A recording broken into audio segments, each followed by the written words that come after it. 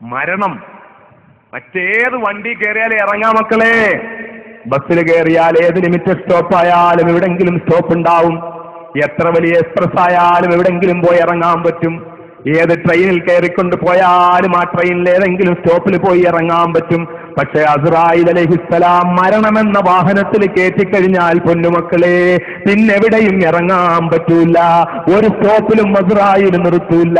പിന്നെ എത്ര ബഹളം വെച്ചാലും കാര്യമില്ല, എത്ര ശക്തിയുണ്ടെന്ന് പറഞ്ഞാലും കാര്യമില്ല മക്കളെ, എത്ര സ്വാധീനമുണ്ടെന്ന് പറഞ്ഞാലും കാര്യമില്ല മക്കളെ. അമേരിക്കയിലെ ഏറ്റവും വലിയ ഹോസ്പിറ്റലിൽ കൊണ്ടുപോയി ചികിത്സിക്കാനുള്ള പണമുണ്ടെന്ന് പറഞ്ഞാലും കാര്യമില്ല മക്കളെ. മഹാനായ ഖാബിലുൽ അർവാഹ് മലക്ക് അസ്രായീൽ അലൈഹിസ്സലാമിന്റെ പിടിയിൽ നിന്ന് രക്ഷപ്പെടാൻ കഴിയില്ല മക്കളെ.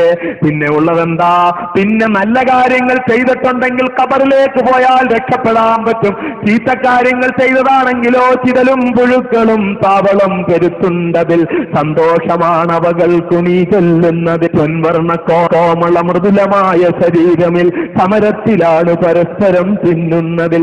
കാർഡില്ല റേഷൻ വേണ്ട പോലതിലുണ്ട്, ക്യൂ സിസ്റ്റമില്ല തള്ളലാണതുകൊണ്ട്. അങ്ങ് പോയി വെച്ചാൽ ആപ്പിൾ പൂ പോലെ മൃദുലമായി നീ സൂക്ഷിച്ചിരുന്ന നിന്റെ പ്രിയപ്പെട്ട ശരീരമുണ്ടല്ലോ, രാവിലെ പുറത്തേക്കൊന്നിറങ്ങുന്നതിന് മുമ്പ് എന്റെ പ്രിയപ്പെട്ട പെങ്ങളെ നീ എത്ര വട്ടമാ കണ്ണാടിയിൽ നോക്കുന്നത്? ഒരു മരണ വീട്ടിൽ പോകണമെങ്കിൽ നീ നിന്റെ മുഖം എത്ര വട്ടമാ മിനുസപ്പെടുത്തുന്നത്? എന്തൊക്കെയാ നിന്റെ മുഖത്ത് വാരി തേക്കുന്നത്? എത്ര വട്ടമാ കണ്ണെഴുതുന്നത്? എത്ര വട്ടമാ മുഖത്ത് കരി കൊണ്ട് കുത്തുന്നത്? എന്തൊക്കെ സാധനങ്ങളാ വാരി തേക്കുന്നത്? എത്ര നീ വാരി പൂശുന്നത്? ഇതെല്ലാമായിട്ടേ നീ മയ്യത്ത് കാണാൻ പോലും പോവുകയില്ലെങ്കിൽ പൊന്നുമോളെ, ആപ്പിൾ പൂ പോലെ മൃദുലമായി നീ സൂക്ഷിച്ച നിന്റെ ശരീരമുണ്ടല്ലോ, ഈ പ്രിയപ്പെട്ട നിന്റെ ശരീരം അങ്ങ് ഖബറിലേക്ക് കൊണ്ടുവച്ചു കഴിഞ്ഞാൽ, എന്റെ പ്രിയപ്പെട്ട അനുജന്മാരെ, ഗൾഫ് നാടുകളിൽ നിന്ന് കൊണ്ടുവരുന്ന അത്യന്താധുനികമായ ഫേസിലിടാൻ പറ്റിയ, മുഖത്തിടാൻ പറ്റിയ അത്യന്താധുനികമായ ക്രീമുകളിട്ട് മുഖം സുന്ദരമാക്കിക്കൊണ്ടിറങ്ങുന്ന എന്റെ പ്രിയപ്പെട്ട ചെറുപ്പക്കാരാ, അസ്രായീൽ വന്നങ്ങ് പിടിച്ചു പോയാൽ പിന്നെ ഈ മുഖം കൊണ്ട് എന്ത് ഗുണമാ ഉള്ളത്? പിന്നെ നീ സൂക്ഷിക്കുന്ന നിന്റെ ശരീരം കൊണ്ട് എന്ത് ഗുണമാ ഉള്ളത്? നീ വെയിൽ തട്ടാതെ കറുക്കാതെ സൂക്ഷിക്കുന്ന ഈ തൊലിയുണ്ടല്ലോ, അതെല്ലാം അങ്ങ് കൊണ്ടുവച്ചു കഴിഞ്ഞാൽ ചിതലും പുഴുക്കളും താവളം പെരുത്തുണ്ടതിൽ. നിന്റെ ശരീരം വന്നിട്ടിങ്ങനെ മത്സരിച്ച് മത്സരിച്ച് തിന്നലാണ്. അതിങ്ങനെ മത്സരിച്ച് യാതൊരു നിയന്ത്രണവുമില്ലാതെ ചിതലും പുഴുക്കളും വന്ന് കടിച്ചു കീറുകയാണ്. ആർക്കാണ് ധൈര്യമുള്ളത്? സ്വന്തം പ്രിയപ്പെട്ട ഭാര്യയെ ജീവനേക്കാൾ സ്നേഹിക്കുന്ന എന്റെ പ്രിയപ്പെട്ട അനുജന്മാരെ, സഹോദരന്മാരെ, വിനയപൂർവ്വം ചോദിക്കുക. ഭാര്യ പറയുകയാണ്, എനിക്കൊന്ന് സിനിമ കാണണം, എന്നാലും നീ വാ, നിന്നെ കൊണ്ടുപോകാമെന്ന് പറഞ്ഞ് ബൈക്കിന്റെ പുറകിലിരുത്തിക്കൊണ്ട് പൊന്നാനിയിലെയും കുറ്റിപ്പുറത്തെയും തിയേറ്ററിന്റെ മുന്നിൽ ക്യൂ നിൽക്കുന്ന പ്രിയപ്പെട്ട ചെറുപ്പക്കാരാ, എന്റെ ഭാര്യ പറയുകയാണ്, അവൾക്കൊന്ന് സീരിയൽ കാണാതെ ഉറക്കം വരുന്നില്ല, അതുകൊണ്ട് വീട്ടിലൊരു നല്ല TV വാങ്ങിക്കൊടുക്കണം, അവൾക്ക് സീരിയൽ കാണാൻ സമയവും കൊടുക്കണം. അങ്ങനെ ഭാര്യയ്ക്ക് സീരിയൽ കാണാൻ സമയം കൊടുത്ത്, സീരിയൽ കണ്ടൊഴുകുന്ന കണ്ണുനീരൊപ്പാൻ കർച്ചീഫും വാങ്ങിക്കൊണ്ട് കൊടുത്ത് തന്റെ പ്രിയപ്പെട്ട ഭാര്യയെ സീരിയലിന്റെ ലോകത്ത് കൂടെ വിരാജിപ്പിക്കുന്ന പ്രിയപ്പെട്ട ചെറുപ്പക്കാരാ, നിന്റെ പ്രിയപ്പെട്ട ഈ ഭാര്യ ഉണ്ടല്ലോ, അവൾ ചോദിച്ചതെല്ലാം നീ വാങ്ങിക്കൊണ്ട് കൊടുത്ത്, അവൾ ഇഷ്ടപ്പെട്ട വസ്ത്രങ്ങളെല്ലാം നീ വാങ്ങിക്കൊണ്ട് കൊടുത്ത്, അവൾ ഒരിക്കലും വിശുദ്ധ റമളാനിൽ നിന്നോട് പറഞ്ഞില്ല എനിക്ക് നോമ്പ് പിടിക്കാൻ അവസരം ചെയ്തു തരണമെന്ന് പറഞ്ഞില്ല. ഒരിക്കലും അവൾ നിന്നോട് പറഞ്ഞില്ല നമുക്കൊന്ന് ജമാഅത്തായിട്ട് നിസ്കരിക്കാം എന്റെ പ്രിയപ്പെട്ടവനെ എന്ന് പറഞ്ഞില്ല. ഒരു ദിവസമെങ്കിലും സുബഹിക്ക് നിങ്ങളൊന്ന് ഇമാമ് നിൽക്കുമോ? നിങ്ങളൊന്ന് ഖുർആൻ ഓതുന്നത് കേൾക്കാൻ എനിക്ക് ആഗ്രഹമുണ്ടെന്ന് ഇമാമ് നിൽക്കുമോ? എനിക്കും എന്റെ കുഞ്ഞുങ്ങൾക്കും നിങ്ങളുടെ പുറകിൽ നിന്നൊന്ന് നിസ്കരിക്കണമെന്ന് ആഗ്രഹമുണ്ടെന്ന് പറഞ്ഞില്ല. എനിക്ക് വിശുദ്ധ ഖുർആൻ ഒന്ന് പഠിക്കണമെന്ന് പറഞ്ഞില്ല. എനിക്ക് ഖുർആൻ ഓതാൻ അറിയത്തില്ല, ഞാൻ മംഗളം വായിക്കുന്നു, മനോരമ വായിക്കുന്നു, ഞാൻ വനിത വായിക്കുന്നു, നാനാ വായിക്കുന്നു, എല്ലാം വായിക്കുന്നു, പക്ഷേ എനിക്ക് വിശുദ്ധ ഖുർആൻ ഒന്ന് ഓതാൻ അറിയില്ല. അതുകൊണ്ട് എനിക്കൊന്ന് ഖുർആൻ നിങ്ങളൊന്ന് പഠിപ്പിച്ചു തരുമോ എന്ന് ചോദിച്ചില്ല. എനിക്ക് നിങ്ങൾ എന്നെ ഒന്ന് ഹജ്ജിന് കൊണ്ടുപോകുമോ എന്ന് ചോദിച്ചില്ല. നമുക്കൊന്ന് ഹജ്ജിന് പോയിക്കൂടെ എന്ന് ചോദിച്ചില്ല.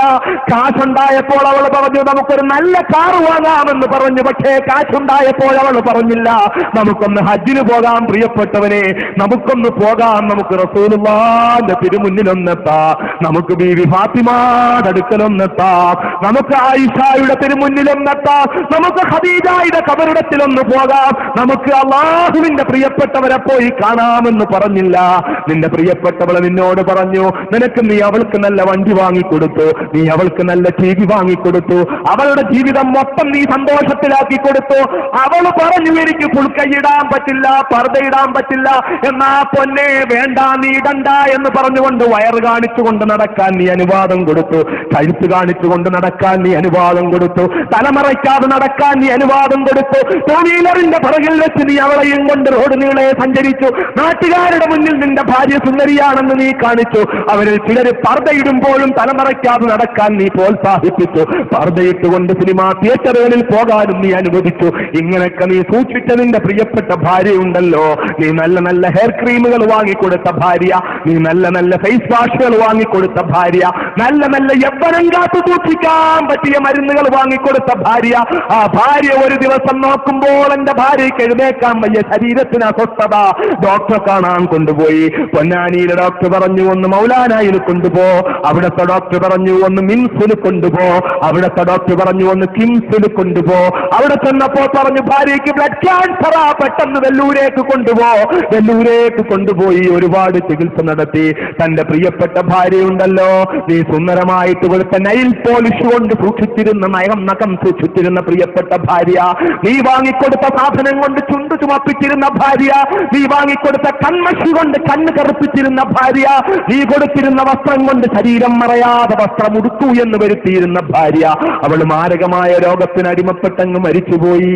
അതല്ലെങ്കിലോ രോഗമൊന്നും വേണ്ട, ഒരു ദിവസം രാവിലെ നീ ചെന്ന് വിളിക്കുമ്പോൾ എഴുന്നേക്കുന്നില്ല, മരിച്ചുപോയി. എന്റെ പ്രിയപ്പെട്ടവനെ, നിന്റെ പ്രിയപ്പെട്ട ഭാര്യയുടെ മയ്യത്ത് കൊണ്ടുപോയി ഖബറിൽ വെച്ചിട്ട് ആ പ്രിയപ്പെട്ട ഭാര്യയുടെ മുന്നിൽ നിന്ന് നീ ഇന്ന് തിരിച്ചു പോന്നിട്ട് നിനക്കുറക്കം വരുന്നില്ല, നിനക്കുറക്കം വരുന്നില്ല. ഉറങ്ങാത്ത രാത്രികൾ 1 കഴിഞ്ഞു, 2 കഴിഞ്ഞു, 3 കഴിഞ്ഞു, 3-4 ദിവസം കഴിഞ്ഞപ്പോൾ നിനക്കൊരാഗ്രഹം, എനിക്കെന്റെ പൊന്നുമോളുടെ പ്രിയപ്പെട്ടവളെ, തന്റെ സർവസ്വവുമായിരുന്ന പ്രിയപ്പെട്ടവളുടെ മുഖമൊന്ന് കാണണമ്മ, കണ്ണൊന്ന് കാണണമ്മ, ചുണ്ടൊന്ന് കാണണം. അതൊന്ന് കാണാനുള്ള അദമ്യമായ ആഗ്രഹത്തോട് ആർക്കെങ്കിലും ധൈര്യമുണ്ടോ?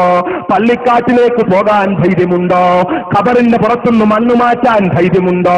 ഖബറിന്റെ പുറത്തെ പലക മാറ്റാൻ ധൈര്യമുണ്ടോ? ആ വെള്ളത്തുണി കൊണ്ട് മൂടിയിരുന്ന ആ ശരീരം നീ ഒന്ന് നോക്കാനുള്ള ധൈര്യമുണ്ടോ? എന്നാൽ എന്റെ പ്രിയപ്പെട്ട സഹോദരാ, നിന്റെ പ്രിയപ്പെട്ട ഭാര്യയുടെ നീ വാങ്ങിക്കൊടുത്ത കൺമഷി കൊണ്ട് കറുപ്പിച്ചിരുന്ന കണ്ണ്, അവിടെ 2 ഗുഹയാണ് നിനക്ക് കാണാൻ കഴിയുക. നീ കൊടുത്ത സാധനം കൊണ്ട് ചുവപ്പിച്ചിരുന്ന ചുണ്ട്, അവിടെയെല്ലാം പല്ലുകൾ തള്ളിവിക്കുന്നതാ നിനക്ക് കാണാൻ കഴിയുക. കാതുകൾ ചെവലുകൾ കടിച്ചു തിന്നിട്ട് അവിടെ വികൃതമായിരിക്കുന്നതാ നിനക്ക് കാണാൻ കഴിയുക. കാർഡില്ല റേഷൻ വേണ്ട പോലെ അതിലുണ്ട്, ക്യൂ സിസ്റ്റമില്ല, തള്ളലാണ് അതുകൊണ്ട്. അവിടെ ആരും നിയന്ത്രിക്കാനില്ലാത്ത, അവിടെ APL BPL വ്യത്യാസമില്ലാത്ത, കാർഡ് വേണ്ടാതെ ക്യൂ ഇല്ലാതെ നിന്നിട്ട് ഇങ്ങനെ തിന്നുകയാണ്. ചിരലും പുഴുക്കളും ഇങ്ങനെ കടിച്ച് കടിച്ച് കടിച്ച് പറിച്ച് തിന്നുകയാണ്. ആ ഖബറിന്റെ ഭീകരതയിൽ രക്ഷപ്പെടാൻ കഴിയണം മക്കളെ. വാപ്പായെ കൊണ്ട് ഖബറിലടക്കിയിട്ട്, ഉമ്മായെ കൊണ്ട് ഖബറിലടക്കിയിട്ട്, വിലപിടിപ്പുള്ള വാഹനത്തിൽ, വിലപിടിപ്പുള്ള കാറിൽ ഖബറിന്റെ മുമ്പിലൂടെ ചീറിപ്പാഞ്ഞു പോകുമ്പോൾ ഒന്ന് നിർത്തി ഒരു അസ്സലാമു അലൈക്കും പോലും നിന്റെ വാപ്പാക്ക് പറയാതെ പോകുന്ന പ്രിയപ്പെട്ട മോനെ, നീയും നാളെ ഈ ഖബറിലേക്ക് പോകേണ്ടവനാ, നിന്റെ മക്കളും ഖബറിലേക്ക് പോകേണ്ടതാ. ഖബറിന്റെ ഏകാന്തത ഭീകരമാ. ആ ഭീകരമായ ഖബറിന്റെ ഏകാന്തതയിൽ, ആ ഭീകരമായ ഖബറിന്റെ ഏകാന്തതയിലേക്ക് പോകേണ്ടി വരുമ്പോൾ നിന്നെ രക്ഷിക്കാൻ ഈ സിനിമാ തമ്പുരാക്കന്മാർക്ക് കഴിയില്ല മക്കളെ, നിന്നെ രക്ഷിക്കാൻ ആർക്കും കഴിയില്ല മക്കളെ. അതുകൊണ്ട് നീ അല്ലാഹുവിലേക്ക് അടുത്തുകൊള്ളുക, നീ ഒരൊറച്ച മുസ്ലിമായി ജീവിച്ചുകൊള്ളുക, 5 നേരം നമസ്കരിക്കുക, വ്യഭിചാരത്തിൽ നകന്നു നിൽക്കുക, മദ്യപാനത്തിൽ നകന്നു നിൽക്കുക, പലിശയിൽ നിന്ന് അകന്നു നിൽക്കുക, മയക്കുമരുന്നിൽ നിന്ന് അകന്നു നിൽക്കുക, പാൻപരാഗിൽ നിന്ന് അകന്നു നിൽക്കുക, തെറ്റായ പ്രവർത്തികളിൽ നിന്ന് അകന്നു നിൽക്കുക, ആവശ്യമില്ലാത്ത കുഴപ്പങ്ങൾക്കും വക്കാണങ്ങൾക്കും പോകാതിരിക്കുക. അള്ളാഹുവിന്റെ ഹബീബിനെ ഇഷ്ടപ്പെടുക. ബന്ധപ്പെടുക, ഹബീബിനെ പ്രേമിക്കുക, ഹബീബിനെ കുറിച്ചുള്ള സ്നേഹം നിനക്ക് ലഹരിയാകട്ടെ മോനെ. അങ്ങനെ ആ റസൂലുള്ളാഹിയോടുള്ള പ്രേമം കൊണ്ട് നിറഞ്ഞ ഹൃദയമാകട്ടെ. അങ്ങനെ റസൂലുള്ളാഹി സ്വല്ലല്ലാഹു അലൈഹി വസല്ലം തങ്ങളെ പ്രേമിക്കുമ്പോൾ, അല്ലാഹുവിനെ പ്രേമിക്കുമ്പോൾ, അജബൽ ലിൽ മുഹിബ്ബി കൈഫാ യനാമു വ കുല്ലു നൗമിൻ അലൽ മുഹിബ്ബി ഹറാമു. അത്ഭുതമായിരിക്കുന്നു, പ്രേമിക്കുന്നവൻ എങ്ങനെയാണ് ഉറങ്ങാൻ കഴിയുക? ഉറക്കമൊഴിയുന്നത് എന്തിനു വേണ്ടിയാകരുത്? 2020 കാണാൻ വേണ്ടിയാകരുത്, പരുന്ത് കാണാൻ വേണ്ടിയാകരുത്. ഉറക്കമൊഴിയുന്നത് നീ നിന്റെ പ്രിയപ്പെട്ട എല്ലാവരെയും കൂട്ടിക്കൊണ്ടുപോയി നീ സിനിമാറ്റിക് ഡാൻസ് കാണാൻ വേണ്ടിയാകരുത്. ഉറക്കമൊഴിയുന്നത് നീ വൃത്തികെട്ട കാര്യത്തിന് വേണ്ടിയാകരുത്. നീ ഉറക്കമൊഴിയുക. എങ്ങനെ ഉറക്കമൊഴിയുക? ജബല്ലിൽ മുഹിബ്ബി കൈഫാ യനാമു. ഒരു പ്രേമഭാജനത്തിന് എങ്ങനെയാ ഉറങ്ങാൻ കഴിയുക? എല്ലാ പ്രേമിക്കുന്നവർക്കും ഉറക്കം ഹറാമാണ്. ആരെയാ പ്രേമിക്കേണ്ടത്? ആകാശത്തിന്റെ ഉടമയായ, ഭൂമിയുടെ ഉടമയായ, ആകാശം മുട്ട ഉയർന്നു നിന്ന് അമ്പിളിയമ്മാമനോട് തൊട്ടുരുമ്മി നിന്നുകൊണ്ട് മുത്തം കൊടുത്തുകൊണ്ട് അടക്കം പറയുന്ന പർവ്വതങ്ങളുടെ ഉടമയായ, ആ പർവ്വതങ്ങളുടെ അടിവാരത്ത് കൂടി കളകളാരവം മുഴക്കിക്കൊണ്ടൊഴുകുന്ന കൊച്ചു കൊച്ചരുവികളുടെ ഉടമയായ, ആ അരുവികൾ ചെന്ന് വധിക്കുന്ന അലറി വിളിക്കുന്ന സമുദ്രത്തിന്റെ ഉടമയായ, ആ സമുദ്രത്തിന്റെ അടിത്തട്ടിലെ കോടാനുകോടി അത്ഭുതങ്ങളുടെ ഉടമയായ, ഈ ആകാശത്തട്ടിന്റെ അപ്പുറത്തുള്ള എത്രയോ രഹസ്യങ്ങളുടെ സംരക്ഷകനായ മഹാനായ നമ്മുടെ നായകൻ അഷ്റഫുൽ ഖൽഖ് മുഹമ്മദ് മുസ്തഫ സ്വല്ലല്ലാഹു അലൈഹി വസല്ലം തങ്ങൾ നമുക്ക് പരിചയപ്പെടുത്തി തന്ന നമ്മുടെ പടച്ച തമ്പുരാനുണ്ടല്ലോ, ആ അല്ലാഹു റബ്ബുൽ ഇസ്സത്തിനെ പ്രേമിക്കുക. ആ അല്ലാഹുവിനെ നമുക്ക് പരിചയപ്പെടുത്തി തന്ന അഷ്റഫുൽ ഖൽഖിനെയും പ്രേമിക്കുക. അങ്ങനത്തെ പ്രേമികളാവുക, പ്രേമഭാജനങ്ങളാവുക. റസൂലുള്ളാഹി സ്വല്ലല്ലാഹു അലൈഹി വസല്ലം തങ്ങളോട്, അള്ളാഹുവിനോട്, അള്ളാഹുവിന്റെയും പ്രവാചകന്റെയും ഇഷ്ടരാവുക. നമ്മൾ അള്ളാഹുവിനും പ്രവാചകനും നമ്മളോട് ഇഷ്ടമുണ്ടാകുന്ന, നമുക്ക് അള്ളാഹുവിനും പ്രവാചകനോടും ഇഷ്ടമുണ്ടാകുന്ന അവസ്ഥ, അതിനുവേണ്ടി പരിശ്രമിക്കുക. അള്ളാഹുവിനെ തൗഫീഖ് ചെയ്യുമാറാകട്ടെ. മുസ്ലിമായി ജീവിക്കുക, മുസ്ലിമായി മരിക്കുക. അതിനുവേണ്ടി എൻ്റെ പ്രിയപ്പെട്ട സഹോദരന്മാർ പരിശ്രമിക്കുക. ഇവിടെ ഈ പാവപ്പെട്ട പെൺകുട്ടികളുടെ വിവാഹം നടത്തി കൊടുക്കാനും, അതുപോലെ വീടില്ലാത്തവർക്ക് വീട് വെച്ചു കൊടുക്കാനും ഒക്കെ സാധാരണ വയല് വെക്കുന്നത് പള്ളിക്ക് വലിയ മുനാരം കെട്ടാൻ വേണ്ടിയാണ്, അല്ലെങ്കിൽ വലിയ കോളേജ് കെട്ടാൻ വേണ്ടി നമ്മളൊക്കെ വയല് പറയാറുള്ളതാണ്.